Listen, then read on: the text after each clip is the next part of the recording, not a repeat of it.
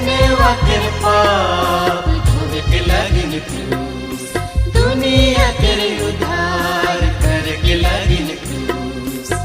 यीशु कर मरण कलवरी पार, यीशु कर मरण क्रूस कर पार।